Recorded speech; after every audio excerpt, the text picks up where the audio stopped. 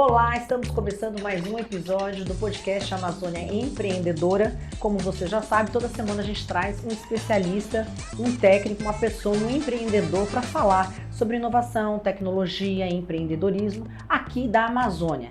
Nós estamos aqui no Jornal do Comércio, na sede do Centenário Jornal do Comércio, uma parceria que a gente faz para poder trazer aí para você, levar até você os cases, as histórias empreendedoras de tudo que acontece aqui na Amazônia, principalmente aqui no Amazonas. E hoje eu tenho a grata alegria de trazer um amigo meu, que eu considero um amigo, apesar da gente não ter uma grande convivência, porque hoje em dia a vida é muito corrida, mas é uma pessoa que eu admiro muito, eu conheço ele já há alguns anos, acho que desde 2018, e fico muito feliz, quero agradecer muito a participação dele, que é o Felipe Lobo.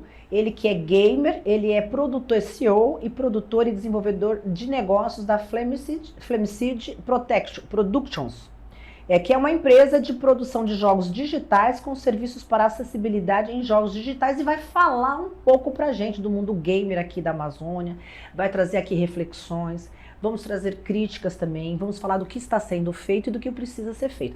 Olá, Felipe, seja bem-vindo aqui. Muito obrigada por participar aqui do Amazônia Empreendedora. Eu sei que a moeda mais cara que a gente tem hoje é o tempo, então eu te agradeço muito pela sua participação hoje aqui com a gente.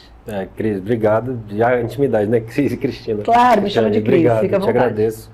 É muito satisfatório e me aquece muito o coração ser convidado por uma amiga que conheceu meu trabalho e minha luta antes da pandemia e lembrou de mim também no pós-pandemia, então te agradeço muito pelo convite, espero estar à altura do seu programa hoje aqui. Inclusive, Felipe, a gente conversou na época da pandemia, que eu escrevi o livro, né, Amazônia Empreendedora, e eu trouxe o seu case para o livro e me sensibilizou muito a tua história. Eu quero que você conte um pouco assim do início da sua história, da tua infância, você fala um pouco, eu quero fazer esse resgate do livro aqui, para o pessoal também que acompanha o podcast conhecer um pouco sobre o Felipe. Então, basicamente o Felipe, ele é um cara que nasceu lá no São José 2, viveu ali aqueles anos 90 do São José, enfim, todas as questões, os bônus e os ônus de se morar na Zona Leste, tenho um orgulho muito grande daquela região. E quando eu ganhei um Super Nintendo da minha madrinha, que morava na Petrópolis, era um pouco mais abastada que a minha família, eu vi que atrás estava produzido no polo industrial, né? Eu falei, então dá para trabalhar com jogo no Amazonas. Então foi dali que... Sério? Mas que idade você tinha mais ou menos? Eu devia ter uns 7 anos, mais ou menos, 7 para 8. E aquilo te despertou? Foi porque assim, todo mundo em casa trabalhava. Eu praticamente passava dias sozinho com a minha tia, que era quase uma irmã, 5 anos mais velha que eu. Então, nossa vida era assistir passo a repassa, estudar, voltar para casa e jogar. A gente jogava muito, aprendi muito a jogar com a minha tia, tia Karina. E então ali foi quando deu o estalo. Então, como a família era o tempo todo trabalho, professor, advogado, enfim, trabalhando com seguro e tudo mais, apesar da gente viver onde a gente vivia, o trabalho sempre fez parte do meu vocabulário, né? Então, só que aí com o tempo eu fui vendo que não era assim tão fácil. Se eu fosse trabalhar com jogos, aí já com uns 12 anos talvez, eu ia trabalhar o quê? No distrito, montando o console, né? Sem demérito nenhum, eu trabalhei no distrito também, respeito muito essa galera que movimenta a nossa economia, mas não seria criando o jogo. Então eu não iria desenhar o meu personagem, desenhar meu jogo, programar. Então ali foi quando cortei esse sonho, e aí trabalhei em várias outras frentes, Secretaria de Justiça e Direitos Humanos, Educação e Qualidade do Ensino, Meio Ambiente e Desenvolvimento Sustentável, Centro Estadual de Mudanças Climáticas, o extinto Centro Estadual de Mudanças Climáticas, o CECLIMA, Fundação Amazonas Sustentável, né? Então, você passou lá também? Passei, acho que 5 anos na FAES, trabalhando como designer gráfico. Foi minha faculdade de design, eu brinco. Que eu entrei lá, eu estava me formando em administração e passei os 5 anos trabalhando na prática com design gráfico. Então eu vivia dentro de gráfica, enfim. Peguei aquele comecinho ali das mídias sociais. Aí foi quando eu saí da FAES para empreender na Flamseed. Eu já tinha o CNPJ desde 2013. Foi você que começou a sua startup? Foi. Eu já tinha o CNPJ desde 2013, mas eu fui para cima com tudo mesmo quando eu saí da FAES ali por volta de 2016, 2017. E eu fui para o Impact Hub, que foi onde a gente se conheceu, né? Sim. Então foram os 2 anos muito legais, muito legais. Aquela época foi maravilhosa. Trabalhava com o Gabriel, com o Renan, com a galera do Hub, conheci você e outras pessoas incríveis ali dentro. Mas veio a pandemia, né? Então a gente mudou tudo. Como é que foi para você? Cara, Foi uma loucura. Profissionalmente, assim, falando de negócios. Foi difícil porque, enfim. Você não trabalhava em outro lugar, nesse momento você estava só na startup? Nesse momento eu estava só na startup. Na startup que era mais um estúdio de design mesmo, para fazer design para a galera. A parte de startup da Flame era a parte de jogos que não era tão madura, né? Então, os jogos que a gente tentou fazer na Flame, que foi a época da entrevista lá, enfim, porque quando a gente teve nosso primeiro contato ali, a gente ainda está com aquele projeto, só que naquela época, eu e meu time, nós não tínhamos experiência nenhuma na indústria. E quando a pandemia veio, lógico, não tinha como a gente se segurar ou se manter, então cada um seguiu o seu caminho. Foi até engraçado a nossa separação, graças a Deus foi engraçado, não foi trágica. E aí, beleza, veio a pandemia, a vida mudou, muitos clientes sumiram, alguns continuaram, meus até fornecedores... também estavam passando as suas dores, os seus lutos, as suas dificuldades. Todo mundo. Né? A pessoa que me ensinou a trabalhar com gráfica, na época da minha pseudo-graduação na FAIS, que era a Alessandra, foi a primeira pessoa que eu perdi na pandemia. E era a minha única, praticamente, fornecedora. Era ela e o seu Carlos. Só que o seu Carlos já estava meio parado nas atividades nessa época.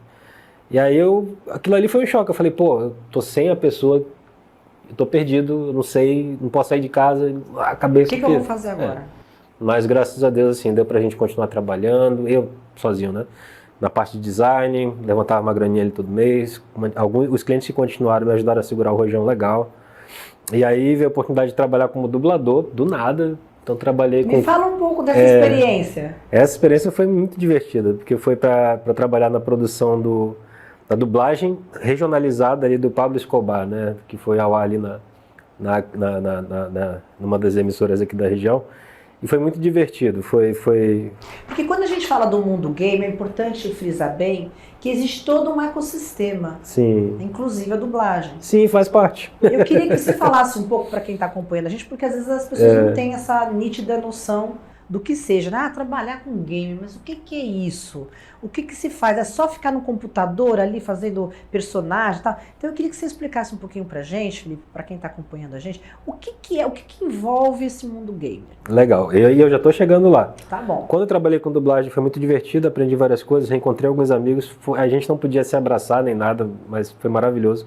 Aí terminou o trabalho da dublagem, veio minha primeira oportunidade no ICT daqui da cidade. Foi muito legal também, foi um dos melhores lugares em que eu trabalhei. E foi no meio da polarização política, então boa parte dos meus colegas eram diferentes de mim politicamente, mas a gente se dava bem pra caramba. Então foi muito alegre. Ninguém brigou com ninguém. Ninguém, né? A gente se divertia muito. Porque na época ficou um ranço, né? Sim. Começou a dividir o Brasil de um lado para o outro. E essa divisão existia nessa empresa, mas ainda assim a gente conseguia trabalhar unido. Então foi uma época muito boa, que eu gostaria de ter continuado trabalhando lá, só que aí veio um estúdio de São Paulo para cá, para Manaus, a GX Gameworks, que era uma fusão de vários outros estúdios menores. Vieram com recursos de fundo de investimento, enfim. E aí a coisa começa a encaminhar para essa pergunta que você me fez. Porque eu pedi para sair desse instituto, que eu amava. Posso mencionar nome ou não? Pode, claro. Que era o Instituto Criados. Fui muito feliz lá. Aqui é muito democrático, a gente não...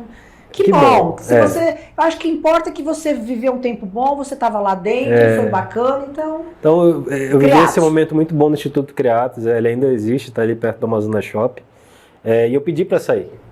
E aí, quanto tempo você ficou lá, Felipe? Fiquei praticamente 2 anos cravados. E aí eu pedi para sair para ir para esse outro estúdio, porque eu tinha passado na entrevista. E foi uma das melhores entrevistas da minha vida. Foram 3 fases. Foi a primeira entrevista em que eu tive que falar inglês para valer. Foi um processo seletivo acirrado. Tinha uma indicação forte, mas tinha outros colegas com indicação forte. Foi por competência. Então foi por competência, acredito. E foi muito... Beleza, aí eu pedi para saí, fui para lá, para esse estúdio, a Jax. Conheci muita gente incrível. Aí eu conheci, assim como eu te falei que eu tive minha graduação de design na FAIS, tive minha graduação de produção de jogos na ADX. Aí isso eu sou muito grato a eles. Nesse pré-pandemia eu tinha feito a pós em desenvolvimento de jogos também, mas a academia não te ensina a produção aplicada. É o dia a dia no trabalho.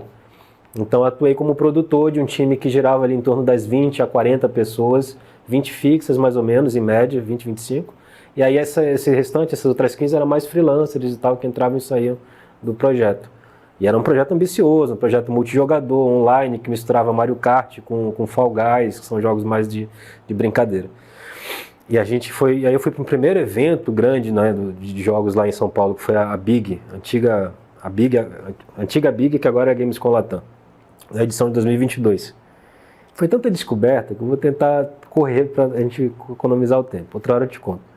E aí, beleza. Sabendo agora, assim, como faz para gerir um estúdio, como é composto um estúdio, como é que é o processo de trabalho de um estúdio, como organizar as tarefas, aí o estúdio fechou. Por questões... Fechou por questões gerenciais e de não ter atendido requisitos para manter o fluxo de recursos, enfim, questões da parte mais alta da direção. Mas foi um processo de demissão. Mas deve ter sido, acredito, um aprendizado. Maravilhoso, foi sim. Incrível, né? Foi, conheci. Uma coisa é você ter o conhecimento técnico, outra coisa é você estar ali todos os dias, né, desenvolvendo. Sim. A forma que foi conduzido esse fim foi trágica, amadora, terrível. Nem eu, com a minha graduação básica em administração, teria conduzido da forma que foi. Mas também deixa um aprendizado do que não é para ser feito. Exatamente. Né? Acho que a gente sempre aprende, sabe, Felipe? Ou como conduzir certo, olha, realmente é um exemplo positivo, ou mesmo quando é um exemplo negativo também do que não fazer, do que não ser feito. Então você já aprendeu o que não é para ser feito. É sempre olhar com aquela visão do copo meio cheio, né? O que eu aprendi daqui? Exatamente. E aí eu saí de lá, beleza, essa parte foi chata, mas saí muito grato à aprendizagem que eu tive, as pessoas que eu conheci. Quanto tempo você ficou lá? Acho que foi 1 ano e 9 meses, mais precisamente. E também, um dos nossos principais parceiros hoje, que é a Able Gamers, que é a maior ONG do mundo com relação à acessibilidade em jogos, ela tem seus capítulos nos países, né? E aí tem a Able Gamers Brasil.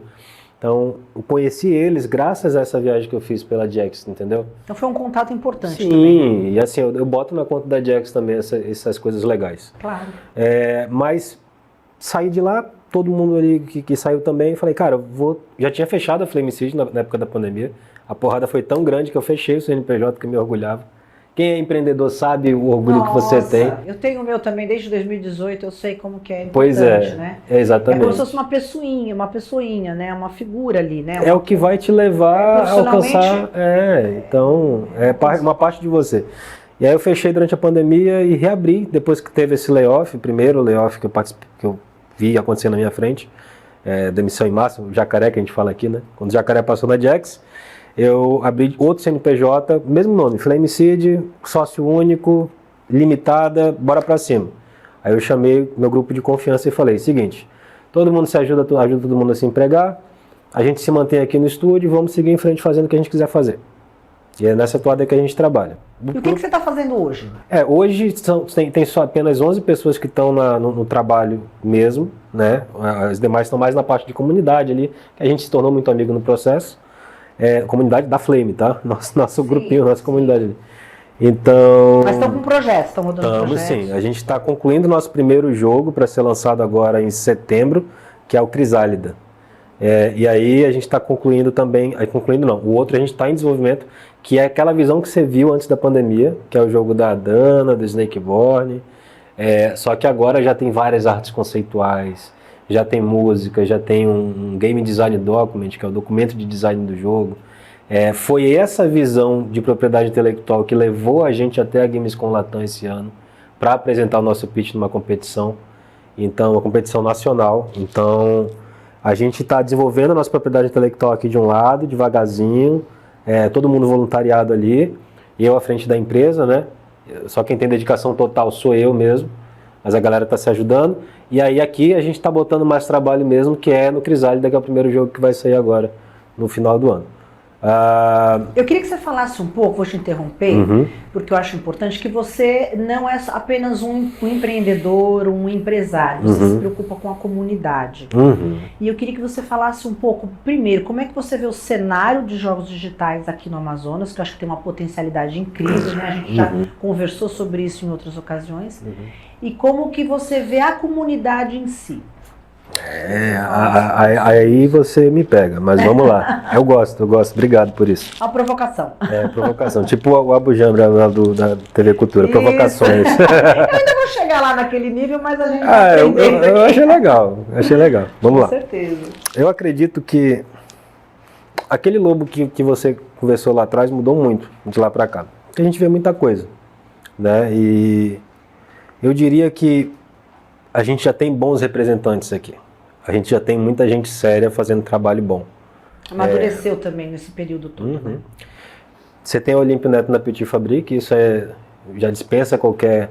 Agora ele está tendo mais abertura, finalmente, né? Trabalhando aí teve que se validar muito, né? A galera não foi fácil me chegar não até foi. aqui, não. Eu acompanho a carreira deles. Por mais que tivesse trabalhado ali com DreamWorks, com o pessoal da França, da Ladybug ali, mais recentemente com a Nickelodeon, agora é que ele está sendo visto, né? Quantos anos? Esses anos todos, né? Exatamente. Então eu me inspiro muito nele por essa postura discreta, né? Eu aceito os convites dos amigos como você, por exemplo, para falar, porque eu entendo, bom, essa pessoa quer escutar, eu vou lá, vou falar porque é importante para ela e eu vou ter prazer em dar isso. E são amigos, né? Mas eu me inspiro muito nessa postura low profile dele, sabe? E eu acho que o bom empreendedor, ele tem muito essa postura. E a gente tem colegas que eu admiro muito aqui na região fazendo trabalho muito bom e não barulhento. Então... Quem está trabalhando mesmo, né, Felipe? Não tem tempo também. O cara tá focado no objetivo dele, né? E isso é algo que eu só vim aprender agora. Então... Porque eu acho que você, particularmente, você é um cara que sempre puxou muito para você a questão da comunidade, né? Eu sempre senti muito isso, até porque a gente é amigo de LinkedIn, te acompanho também no LinkedIn. Quantos inbox eu não já mandei para ti, né? Exato, então, você tá sempre tentando trazer a galera, você tá sempre... Quer dizer, por isso que eu te falei, né, comentei agora há pouco, que você não é só um empreendedor, mas eu sinto que você quer fortalecer uma comunidade, você quer ter uma associação, você quer fazer com que essa questão de jogos digitais cresça. É o meu sentimento, tá? Eu posso estar até incorreta no meu ponto de vista, mas pelo que eu te conheço, pelo que eu acompanho, é o que eu sinto e que eu vejo. Sim, na época que a gente se conheceu lá no Hub, teve a Override, que foi um evento organizado pelo pessoal da Ludic. A Ludic era minha referência, ainda é uma das referências, que era um estúdio que nasceu aqui no Amazonas também. Fizeram até jogo pra Netflix, pô. E assim, aquele evento ali, aquela energia ali, eu nunca mais vi. Mas teve tantos eventos aqui, ali, nunca mais vi. Eu senti de novo aquela energia do Override no Amazon Game Zone, que foi conduzido pelo Olímpio também ali, com a galera ali do Paulo. Nunca mais senti. O que eu acho que falta, e aí é engraçado, porque as pessoas que estavam expondo nesses dois eventos também carregavam muito essa energia que eu estou te falando. O que eu acho que falta é uma lembrança do que é fundamental. E o fundamental é o trabalho, é a entrega, é a humildade, honestidade e responsabilidade. Eu acho que a galera tem que beber da fonte desses princípios para poder fazer a gente retomar o caminho dessa energia, que na minha visão é correta para a comunidade, sabe? Mas a gente tem pessoas muito legais fazendo trabalhos muito bons. E como é que você vê esse panorama de jogos aqui no Amazonas daqui para frente? Eu vejo que a gente já está com a faca e o queijo na mão. Olha, isso é importante. Há muito tempo.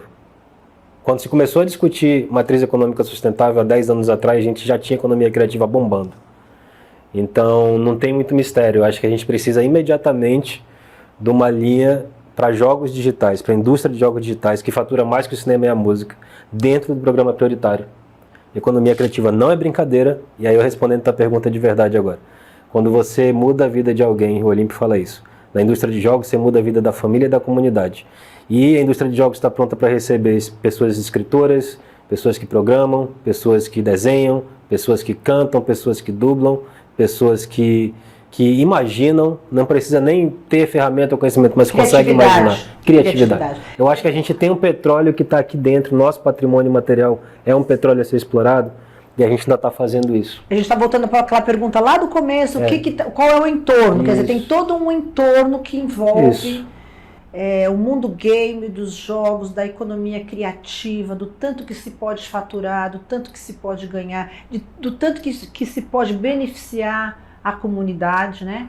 Eu acho que é um segmento que tem muito a crescer, muito a crescer. E eu fico muito grata de saber, Felipe, que você, de uma certa forma, está conduzindo isso dentro das suas possibilidades, dos seus conhecimentos, e tá gerando negócios, encontros. Inclusive você teve também com o pessoal do Acre há pouco tempo, Eu queria que você falasse brevemente, a gente está indo para o final, mas eu queria que você falasse essa foi uma pouco. oportunidade que nos foi concedida pelo próprio Olímpio Neto com o pessoal do Instituto Gamescom de Brasília. Né? Eles fizeram rebranding recentemente para ficar Redscom o nome, para não ter confusão com a Gamescom.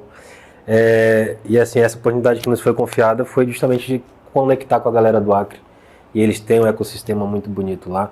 Eles também têm uma energia muito legal, são super promissores. A gente conduziu um tempo atrás também uma continuidade dessa ação do Acre e a galera evoluiu muito, por mérito próprio. Então acho que a gente está no caminho de fortalecer os SEBRAES da região norte, sabe? Esses polos dentro de cada estado do norte também. Eu ia te perguntar, vocês têm também conexão com os outros?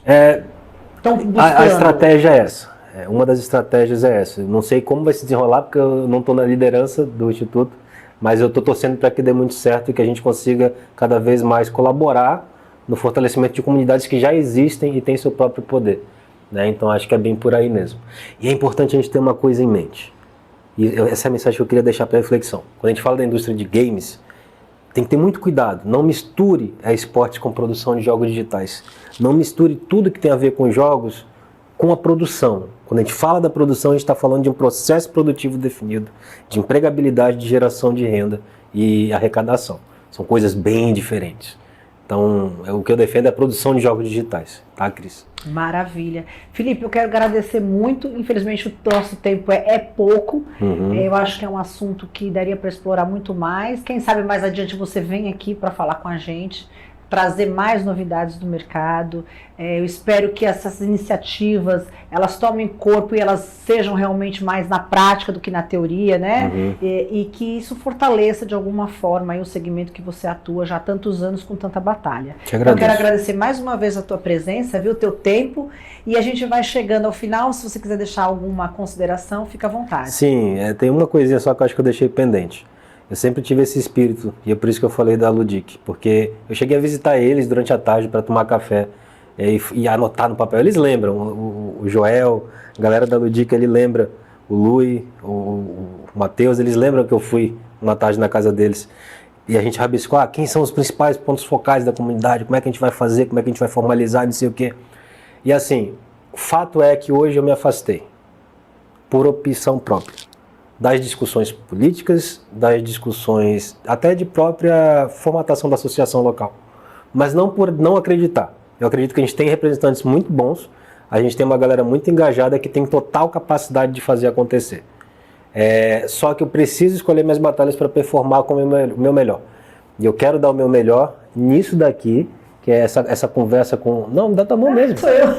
Nessa conversa tete a tete, nessas conversas tete a tete, nesses serviços, nessas soluções que a gente leva para parceiros, que geram valor para mais pessoas com mais impacto. Está priorizando, né? E o meu negócio. A Flame precisa fazer jogo. Tem colegas nossos aqui que brincam. O Lobo diz que é diretor de estúdio, mas nunca lançou um jogo. Nunca lancei, mas espera a gente começar a lançar. Mas está trabalhando para isso, está batalhando muitos anos para isso, Exatamente. Né, Felipe? E assim, eu quero focar na Flame, principalmente na minha família. Sabe? É o mais importante, né? Acho que isso foi um ensinamento da pandemia, se é que, né, o lado bom que a gente estava conversando antes de começar. Alguns de nós aprenderam a lição da pandemia. Família, realmente ter uma vida melhor, uma qualidade de vida melhor, e priorizar, né? Exatamente. A gente não pode fazer tudo, não pode estar em todos os lugares ao mesmo tempo, então, assim, priorizar o que realmente é importante. Né? Então, assim, só uma frase final. Vamos, mais coisa, a separação ela é sagrada às vezes. Então assim, você tem comunidade, você tem associação, você tem estúdios que são iniciativa privada, você tem esportes, você tem produção, vai embora a separação. Mas bora focar nesses três primeiros. A comunidade ela nunca vai ter dono, ela sempre é um organismo que não tem dono, ele é uma força da natureza, tá? A associação ela precisa ser eleita, formada, formalizada. Aí você tem uma associação. E os estúdios, eles precisam ter essa cabeça de iniciativa privada para prosperar. Não é ser predatório, é sempre buscando a sustentabilidade. Mas são três entidades diferentes. Nossa comunidade aqui no Amazonas ela é muito forte. Associação, a gente ainda não tem. Tem uma página no Instagram. Mas um dia a gente vai ter, a gente está seguindo nosso próprio tempo. E eu estou aqui. Eu preciso estar aqui de corpo e alma, porque se eu não estiver aqui, eu não consigo refletir positivamente para essa galera. É só essa mensagem que eu queria deixar para os colegas, para os amigos que estão vendo que eu estou assim, escondidinho. É por isso, porque se eu não estiver aqui e fizer isso aqui dar certo, não consigo colaborar com vocês. Tá nos bastidores trabalhando, né, Felipe? Você conhece melhor. Mas sem parar, né? Exatamente, é isso. É isso aí, Felipe. Obrigada mais uma vez. A gente está chegando ao final de mais um episódio aqui do podcast Amazônia Empreendedora. Agradeço demais ao seu tempo e de estar aqui com a gente. Felipe, um abraço e até mais, gente. Obrigado, até mais, pessoal. Valeu.